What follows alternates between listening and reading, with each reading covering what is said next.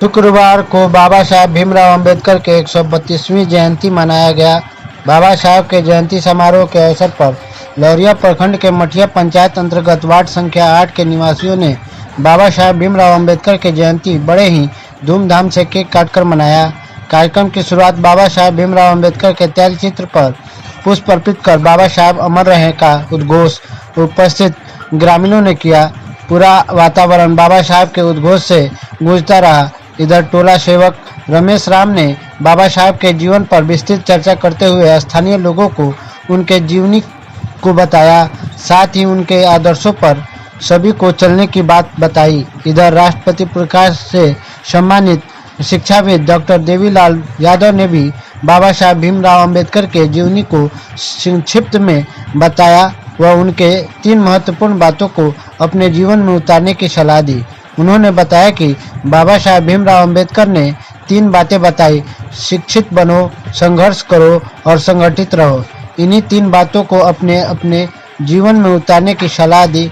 साथ ही उन्होंने बताया कि जब हम उनके बताए गए रास्ते पर चलेंगे तभी हम अपने जीवन में सार्थक होंगे। मौके पर पवन कुमार, अभिषेक कुमार, पिंटू, अक्षय कुमार, मुन्ना कुमार, संतोष राम, चांदसी राम सहित दर्जनों युवाओं का बाबा साहेब के 132वीं जयंती समारोह मनाने में अहम भूमिका रही। व्यक्ति थे वे, जब स्कूल में पढ़ने जाया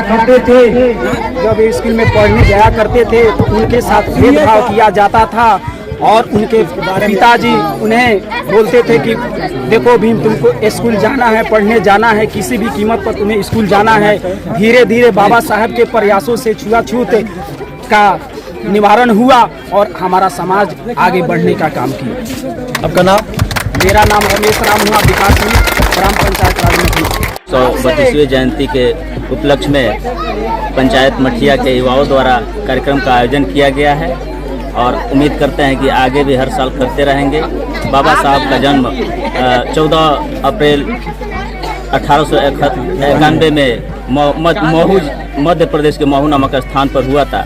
काफ़ी कठिन परिस्थितियों में पढ़ करके उन्होंने देश का संविधान लिखने का जो काम किया, इसके लिए उनके लिए प्रत्येक वर्ष 14 अप्रैल को याद किया जाता है और आगे भी याद किया जाता है। आपका नाम? मेरा नाम संतोष कुमार है, मैं पेशे से अध्यापक। यहाँ बैठे हुए हैं, सच कहिए तो इस धरती पर दबे कुचले लोगों के लिए एकमात्र ही एक ऐसे महामानव हैं जो दलित वर्ग, अछूत वर्ग, कमजोर वर्ग के उत्थान के लिए इन्होंने जो संविधान दिया है वह भारत ही नहीं बल्कि विश्व के लिए यह एक मार्गदर्शक का काम करेगा। बाबा साहेब को लोग कहते हैं कि किसी खास धर्म और संप्रदाय के थे, नहीं, बाबा साहब सच कहिए तो दबे कुचले लोगों के लिए थे, चाहे वह किसी भी वर्ग और समुदाय के लोग हों। बाबा साहब अगर नहीं रहते तो आज हम लोग चैन से सांस ले रहे हैं, हम नहीं ले पाते। आदमी जिस तरह से पशु जो है ना, बाघ जो है आदमी को चबा जाता है, जिस तरह से बाघ या हिंसक जानवर छोटे छोटे जानवरों को चबा जाता है, ठीक आज समाज के जानवर, बड़े लोग छोटे लोगों को चबा जाते हैं। आज बाबा साहब की ही कृपा है कि हम लोग चैन का सांस ले रहे हैं। आज हम आप सबों से आग्रह करेंगे, आप सबों से निवेदन करेंगे कि आप अपने बच्चों को पढ़ाइए।